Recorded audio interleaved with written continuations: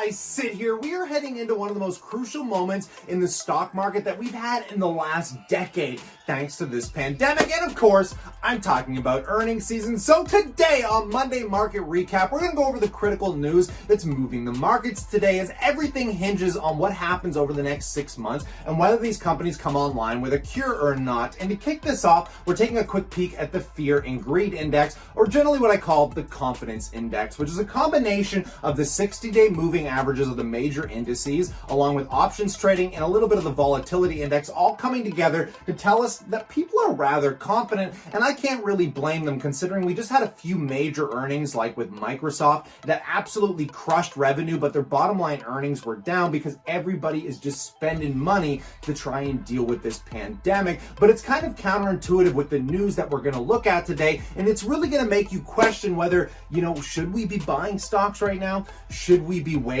And I mean, the entire S&P 500 right now is only down by 1%. So depending on how the next 2 weeks goes, will tell you whether, if you're holding a Vanguard index of the S&P 500, whether you're going to be in the green or whether you're going to be down or not. And I look so forward to breaking this news down. So ladies, gentlemen, let's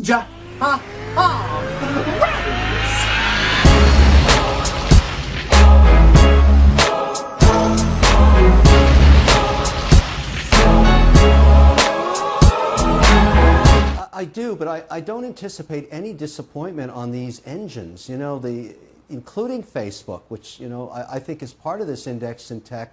Even though it's getting bashed from every angle, it's totally irrelevant to the investment thesis.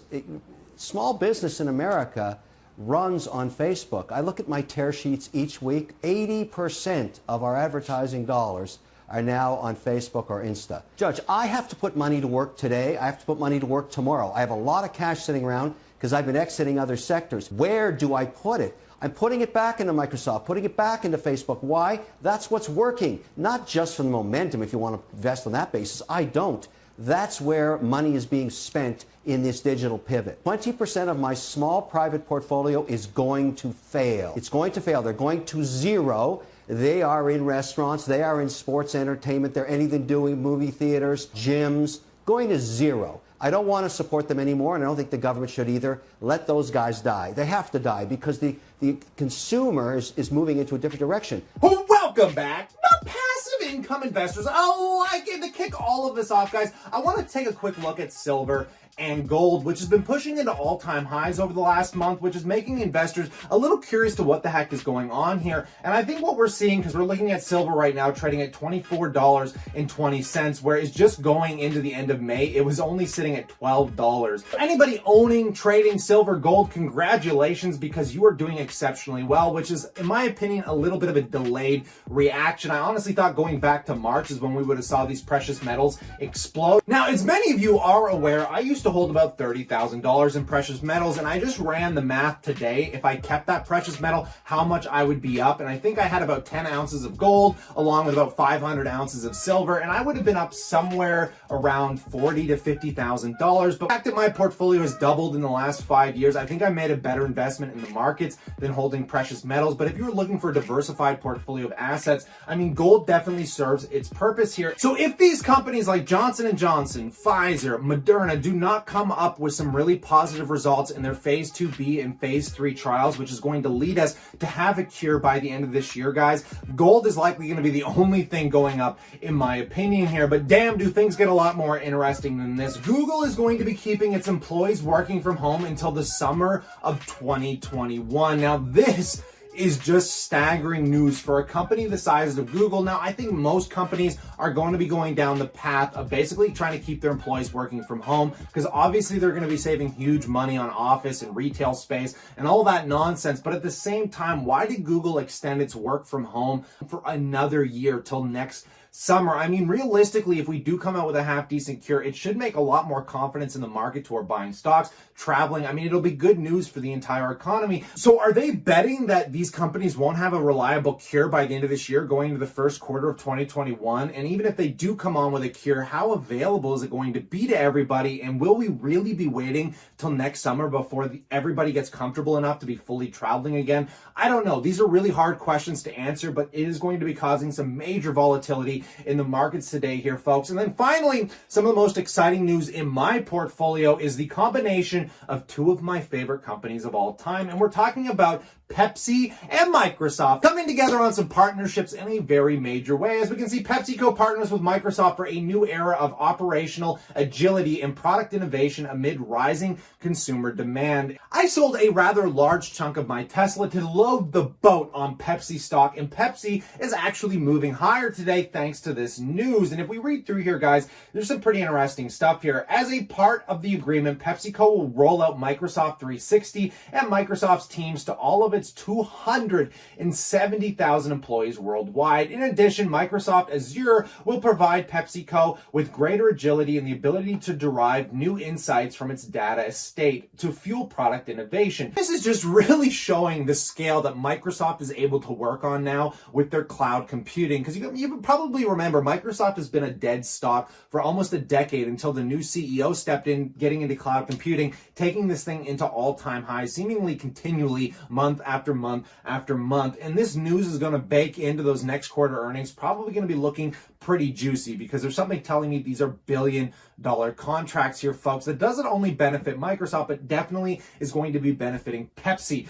Now, aside from that, we have some really exciting earnings reports coming out in my portfolio, kicking it off tomorrow with MO, Altria Group, my sin stock part of my portfolio. And considering Philip Morris just posted some pretty crushing earnings, I think, again, this is going to start to be a turnaround story, not only in the tobacco sector, but probably the MJ products as well. And we're sitting in the midst of a pandemic, guys. It really bothers me that nobody recognizes the same trends that just happen time and time again. Like in 2008, what were the best investments you could have made? Real estate, financials, along with the sin stock sector. We're into another crash. What might be the best investments you could make right now? Obviously, there's a lot of fear around these companies, so you're not buying them for today. You might be buying them for a year from now, like I am when I'm buying banks and REITs. But if you want some immediate return, something tells me, guys, tobacco is going to be another trend on the rise, along with those alcohol companies. And it's just something that seems so obvious, but nobody talks about it ever. So this is one I'll be breaking down for you guys tomorrow. Very excited about that. And also in some really crucial news, we got Facebook coming out on the 29th.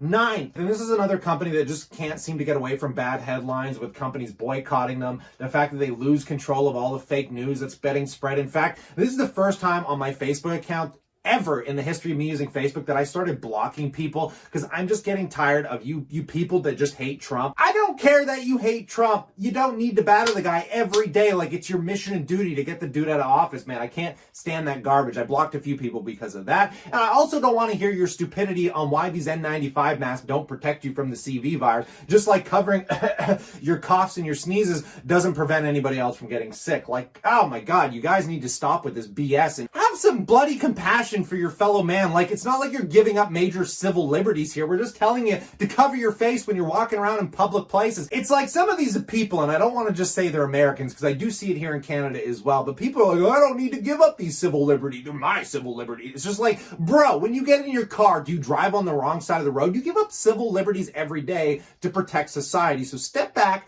take a breath, think about your fellow man, and just do what the bloody experts say so we can wake up on the other side of this having a better society to live in. I mean, it's just bloody common sense. So I've been deleting people on Facebook left, right, and center lately, and God, does it feel good not to have to read that trash day after day after day, folks. And then finally, we got Apple coming out with earnings here on the 30th. So these are three major earnings coming out consecutively day after day in my six-figure portfolio. And Apple, I'm a little bit hesitant on here, and the only reason I think they're going to do okay is thanks to share buybacks. Apple has been loading up on something like, I think, an $8 billion share buyback program, and the only reason this is really important is because when they pull shares off the table, those shares don't get equated into earnings. So even if their earnings are down, there'll be less shares floating on the market, meaning per share, their earnings will be higher. And I think that is the only thing that's going to keep them going, along with hopefully a growing service segment, because God knows iPhones probably aren't selling that well. And it is going to be really interesting to see in the second half of this year if they release some flagship products in the 5G space and how well that's going to do, considering, again, guys, most of us are broke, relying on government benefits, and when there's just no certainty in the future with savings rates at all-time highs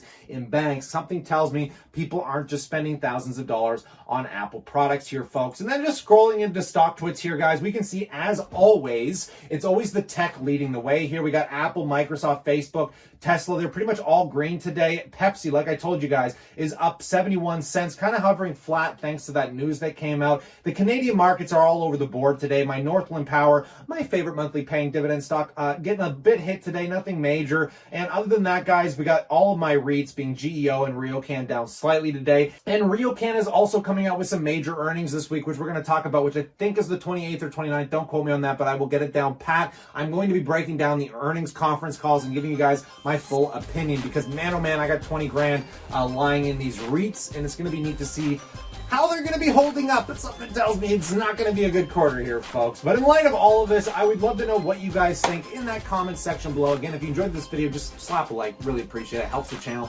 I'm living on this YouTube right now. But stay cool, stay awesome, and I look forward to catching you tomorrow